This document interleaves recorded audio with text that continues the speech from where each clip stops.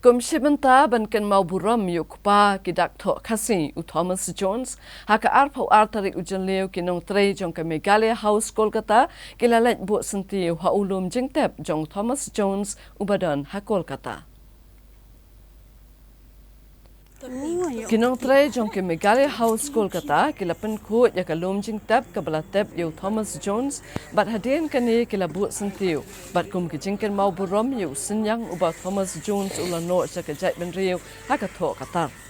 Nalor kani kilapan longru ya ka jingalang haka ba kilapertu ya ki kambakrau ki bau Thomas Jones ulale nakabanta ka jait ben riu haka liang ka tho katar.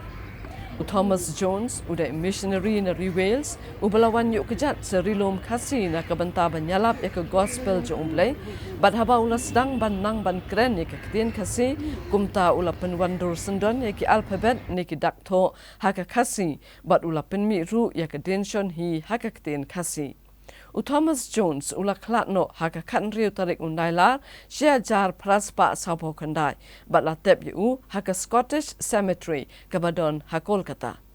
Kasorka Meghalaya haka snem araja khat pra galapan bana shuti haka arpa artarik ujaleu kum ka Thomas Jones de kabadai kasngi kabau Thomas Jones ulawan yuk kejat ningkong hasora haka ni ka arpa artarik ujaleu kasnem shia jar praspa sapo way.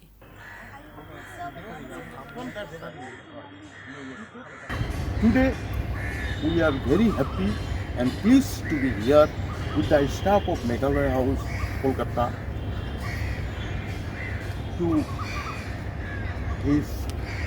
near his grave. He worked for the Khasi alphabet, and he is the pioneer of Khasi alphabet. Today, we will pray for him, and I propose Pak Alan to pray. What is?